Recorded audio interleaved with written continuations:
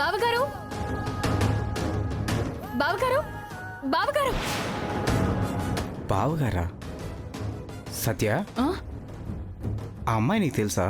తెలీదండి. బావగారు బావగారు నేను కూడా ఎప్పుడూ చూడలేదు.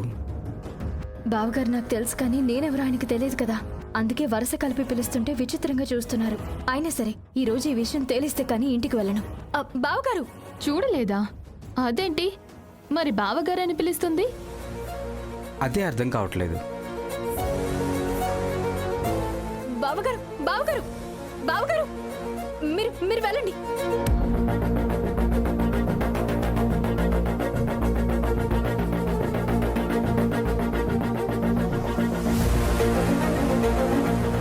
బావగారు బావగారు ఇదేంటి, ఈ అమ్మాయి నన్నే ఫాలో అవుతుంది?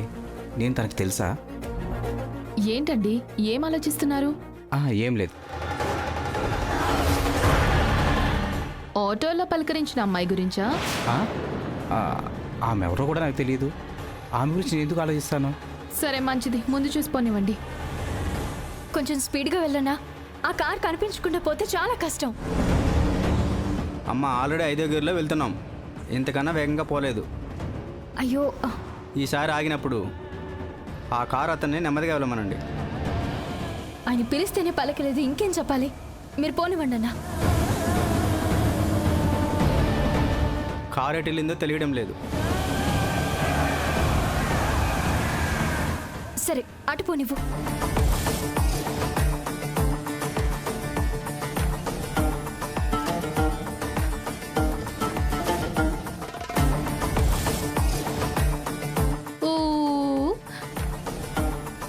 ఏమండి ఏంటండి ఎందుకంత కంగారు పెడుతున్నారు? కంగారేం లేదు, నార్మల్గానే ఉన్నాను. నువ్వు వెళ్ళి తొందరగా లంచ్ రెడీ చేయి, నేను ఆఫీస్కి వెళ్ళాలి. సరేనండి.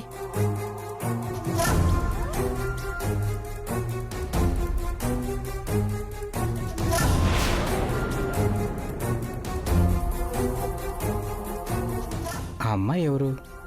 నేను ముందే తెలిసినట్టుగా ఎందుకు అలా చెప్తుంది? నన్ను ఎందుకు ఫాలో అవుతుంది?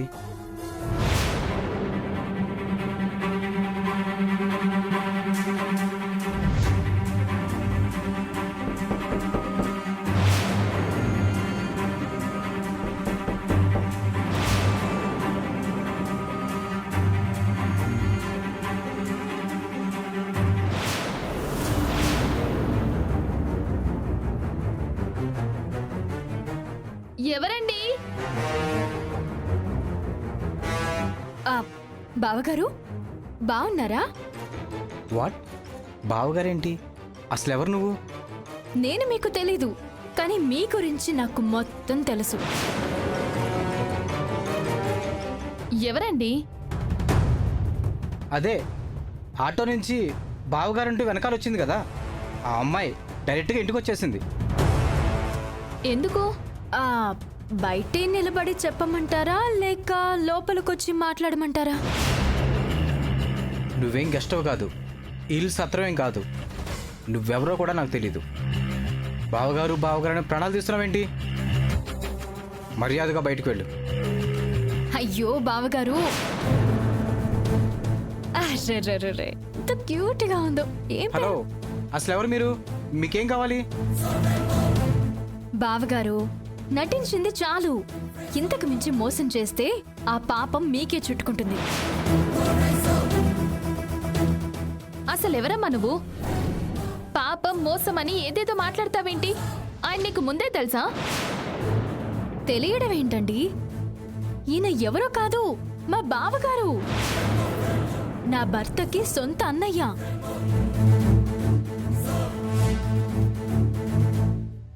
ఏంటి, నీ భర్తకి అన్నయ్యనా? అసలు ఇంతకీ నీ భర్త ఎవరు? ఎవరా? పృథ్వీ. పేరు చాలా, లేదంటే ఇంటి పేరు గోత్రం అన్ని చెప్పమంటారా? నువ్వేం మాట్లాడుతున్నావో నాకు ఒక్క ముక్క కూడా అర్థం కావట్లేదు. నేను నా ఫ్యామిలీ తప్ప నాకు ఈ ఊర్లో ఎవరో బంధువులు కూడా లేరు. అబ్బా, ఏంటి ఎవరు లేరా?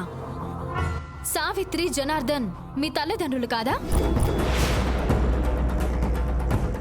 మీరు భానుమతి గారి మనవడు కాదా? మీ చెల్లి పేరు వైష్ణవి, మీ తమ్ముడి పేరు పృథ్వీ అని మర్చిపోయారా? లేక తెలియనట్టు నటిస్తున్నారా? నటించాల్సిన అవసరం నాకేంటి? నువ్వు చెప్పిన పేర్లు పిలుపులు ఫస్ట్ టైం వింటున్నాను.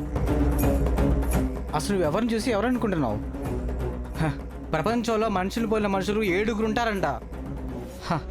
నువ్వే 3వ వర్ణం 7వ వర్ణం చూసి నన్ను అనుకుంటున్నట్టున్నావు. లేదండి, నేను మిమ్మల్నే చూశాను.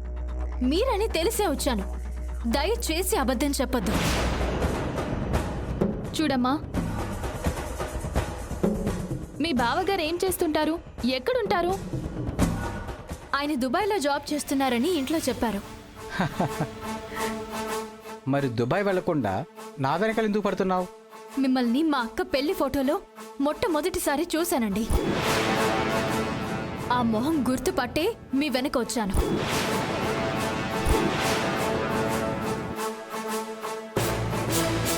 చూసావా, ఇది ఇది ఈ అమ్మాయి పరిస్థితి. ఫోటోలో చూసి ఫాలో అయిందంట. నీకేమైనా డబ్బులు కావాలా, లేదా ఏమైనా సహాయం చేయాలా? అలాంటిది ఏమైనా ఉంటే డైరెక్ట్గా అడుగు, అంతేగాని ఇలా నాటకాలు ఆడుకో. నాటకాలు ఆడుతుంది, నిజం దాస్తుంది మీరు.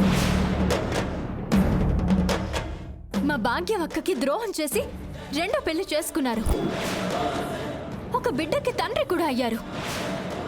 మిమ్మల్ని ప్రాణంగా ప్రేమిస్తూ మీరు దుబాయ్లో ఉన్నారని నమ్మి మీకోసం ఎదురు చూస్తున్న ఒక అమాయకురాలి జీవితంతో ఆడుకుంటారా? చేసిన తప్పు ఒప్పుకునే వరకు ఎంత దూరమైనా వెళ్తాను. కోర్టుకి కూడా ఈడుస్తాను. మా అక్కని మోసం చేసినందుకు మీకు శిక్ష పడేలా చేయకపోతే నా పేరు పున్నమియ కాదు. పున్నమో అన్నమో నాకెందుకు? నేనెవరిని మోసం చేయలేదు. నాకున్నది ఒక్కతే భార్య, ఒక్కతే కూతురు, ఒకటే ఇల్లు. అంతకుమించి ఏమీ లేదు. చూడు, నువ్వు అనుకున్న మనిషి ఈయన ఒకటి కాదని చెప్తుంటే ఎందుకు నోటుకొచ్చినట్టు వాగుతున్నావు? నీ మాటల్లో నిజం ఉంటే నిరూపించు. సాక్ష్యాలు, ఆధారాలు చూపించు. లేదంటే డైరెక్ట్గా మీ అక్కనే తీసుకొని రా, అప్పుడు చూద్దాం. పో బయటికి. అలాగే పోతానండి. మా అక్కని ఆధారాలని కలిపి తీసుకొస్తా.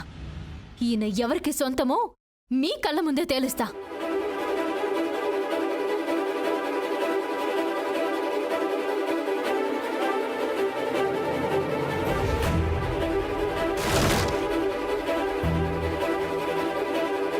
మొత్తానికి ఏదో జరుగుతుంది. ఏదో దాస్తున్నాడు. ఈయన గుట్టంతా బయట పెట్టాలి. చెప్తా.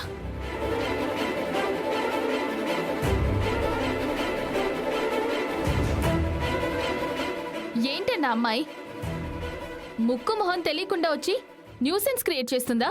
చచా.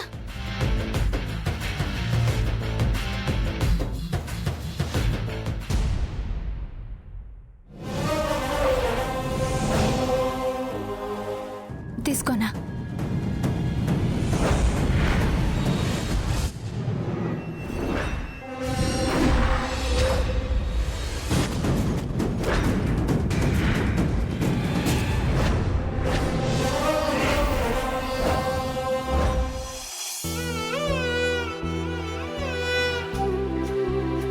నా బంగారు తల్లి, ఆ దేవుడి ఆశీర్వాదం వల్ల నువ్వు తల్లివి కాబోతున్నావు.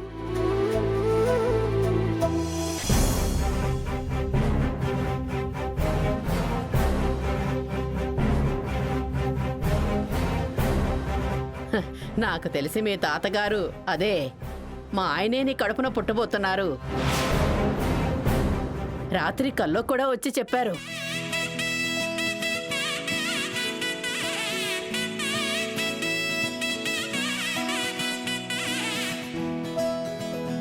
ఈ ఇంటికి మొదటి మనవణ్ణి అందించబోతున్నావు.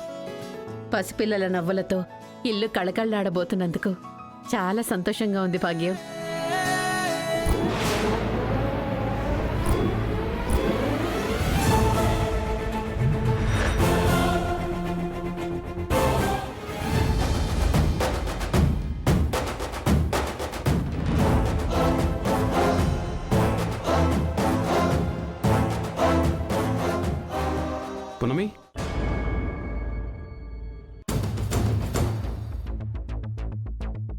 ఏంటి అలా నించున్నావు? రా.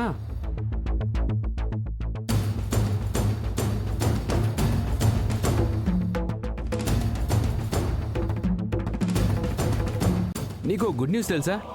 వదిన తల్లి కాబోతోంది. మీ అక్కకి వెళ్ళి కంగ్రాట్స్ చెప్పు.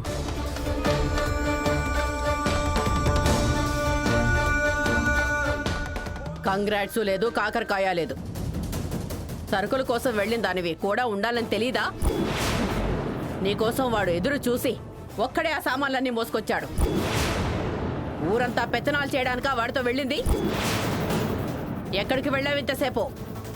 అంటే అది వచ్చే దారిలో ఊరు కొత్త కదా నానమ్మ, పాపం మిస్ అయి ఉంటుంది. అసలు ఒక్కదాన్నే పంపడం నాదే తప్పు. నువ్వు నోర్మై. ప్రతిసారి దాన్ని వెనకేసుకొని రాకు. అదే కొమ్ములుగా మారి మన మీద రంకెలు వేయడానికి కారణం అవుతుంది. చాలే నానమ్మ, చిన్న చిన్న వాటికి కూడా ఈ అరుపులు కేకులు అవసరమా? వదినా, వచ్చి పెద్దదినికి స్వీట్ తినిపించు.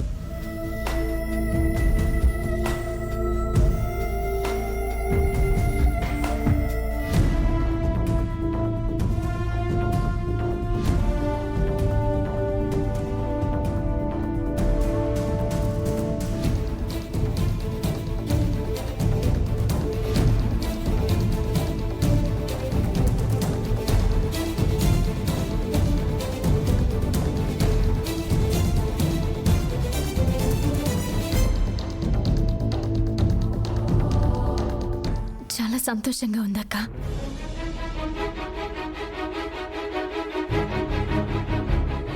అక్క, నీకొక ముఖ్యమైన విషయం చెప్పాలి. నేను ఈ రోజు కూడా బావగారిని చూశాను. ఆయన ఈ ఊర్లోనే వేరే అమ్మాయిని పెళ్లి చేసుకుని కాపురం కూడా పెట్టారు. వాళ్ళకొక పాప కూడా ఉంది. ఏం మాట్లాడుతున్నావు పున్నమి? నువ్వు చెప్పేది నిజమా?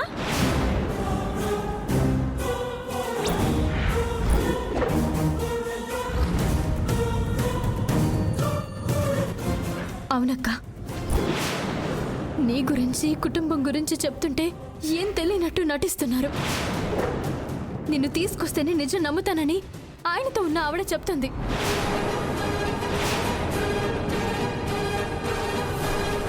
ఎవరి గురించి చెప్తున్నావు పున్నమి? ఇంకెవరు? స్వయానా మీ పెద్ద కొడుకు, నా ముద్దుల మగుడు.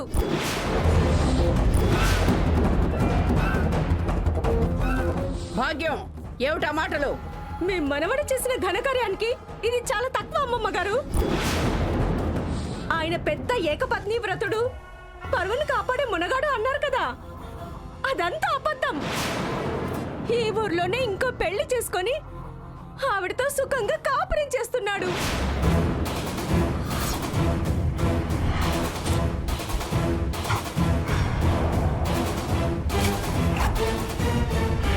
ఏయ్, ఏం చెప్పేవే దానికి? మీరు పుణ్యంని పళ్ళెత్తు మాట అనడానికి కూడా వీల్లేదు. ఈ విషయంలో తన అబద్ధం చెప్పదు.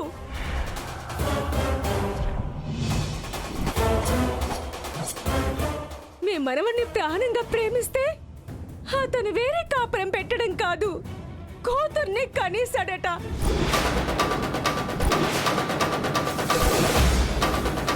దుబాయ్లో ఉన్నానని నమ్మించి నాకు ద్రోహం చేశాడు. నా బిడ్డకు మాత్రమే తండ్రి కావలసిన వాడు ఇంకో ఆడదాన్ని కూడా తల్లించేశాడు. అలాంటి మోసగాడికి భారీగా బ్రతకడం కంటే, అతని వారసత్వాన్ని నా కడుపులో మోయడం కంటే చావడమే నయం. చావడమే నయం. భాగ్యం, వదిన వదిన భాగ్యం, అక్క, అక్క. పున్నమి, చేతిలో స్వీట్ పట్టుకొని ఏం ఆలోచిస్తున్నావు? వదినకి తినిపించు.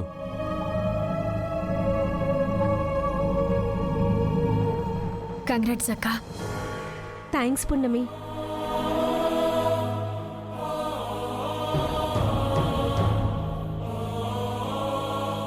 చాలా సంతోషంగా ఉందక్క.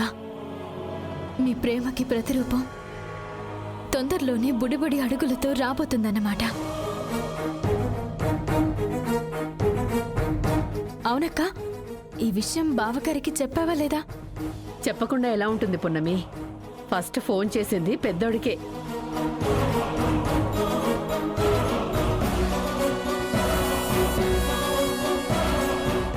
వకీల్ సాబ్ మీతో మాట్లాడాలి. చెప్పు పున్నమి. ఇక్కడ కాదు, నాతో రండి. సరే.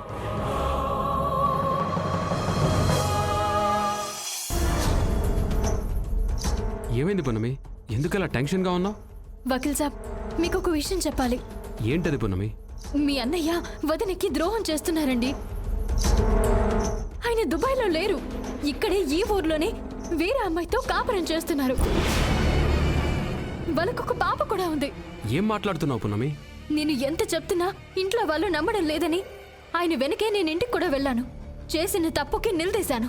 అసలు ఏంటి పున్నమి ఇది? లాస్ట్ టైం కూడా ఇలా మాట్లాడినందుకే ఇంట్లో పెద్ద గొడవ అయింది. నువ్వు మర్చిపోయావా? మళ్ళీ ఎందుకు స్టార్ట్ చేస్తున్నావు పున్నమి? అయ్యో, నేను చెప్పేది కనీసం మీరైనా నమ్మండి వకీల్ సాబ్. నేను ఆ ఇంటికి తీసుకువెళ్తాను, రండి. ఆగు పున్నమి. లేదండి, మీరు నాతో రావాల్సిందే. మీ అన్నయ్య బండారం బయట పడాల్సిందే. పున్నమి, ఒకసారి నేను చెప్పేది విను. నేను వినండి వకీల్ సాబ్, మీరేం మాట్లాడకుండా రండి వకీల్ సాబ్. ఆగు పున్నమి. అసలు నీకేమైంది? నువ్వు చెప్పింది నిజమని నమ్మించాలని ఎందుకు ఇంతలా ప్రయత్నిస్తున్నావు? ఎందుకంటే అక్క జీవితం నాశనం కాకూడదు కాబట్టి. మీ అన్నయ్య చేస్తున్న అన్యాయాన్ని ఆపాలి కాబట్టి. అసలు మా అన్నయ్య ఎక్కడున్నాడో తెలుసా నీకు? తెలుసు, తను ఇక్కడే ఈ ఊర్లోనే ఉన్నాడు. ఈ ఊరిలో కాదు, ఈ ఇంట్లో ఉన్నాడు.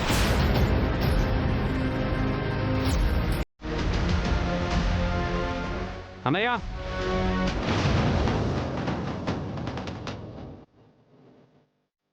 చూడు.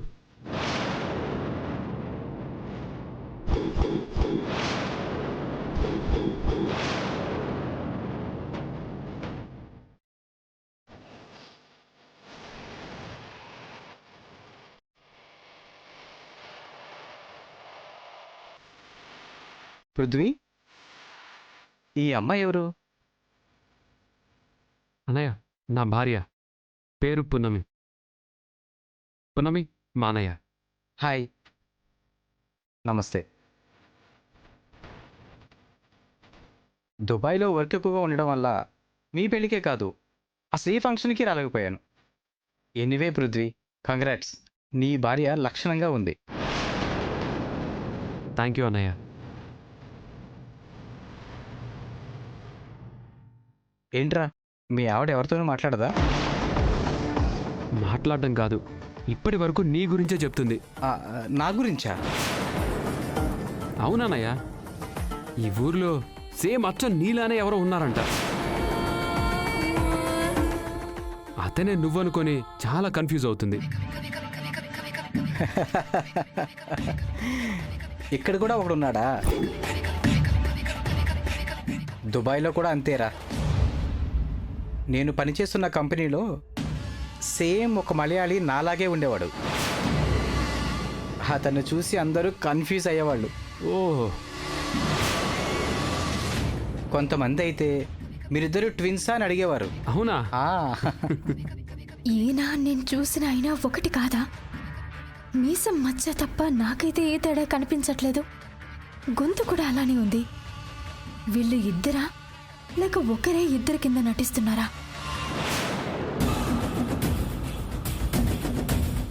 ఏమ్మా, నన్ను చూస్తుంటే ఇంకా కన్ఫ్యూజన్లోనే ఉన్నావా? ఏం లేదండి. 3 నెలల క్రితం ఇండియా వచ్చినప్పుడే ఇక్కడే సెటిల్ అయిపోదాం అనుకున్నాను, కానీ కుదరలేదు. ఈసారైనా ప్రయత్నం చేయాల్సిందే. ముందు ఆ పని చెయ్యన్నయ్య. ఈ టైంలో నువ్వు వదిన పక్కనే ఉంటే తనకు కూడా ధైర్యంగా ఆరోగ్యంగా ఉంటుంది. నా ప్లాన్ కూడా అదేరా. నేను మనిషిని అక్కడ ఉంటాను, కానీ నా మనసంతా భాగ్యం మీద ఉంటుంది.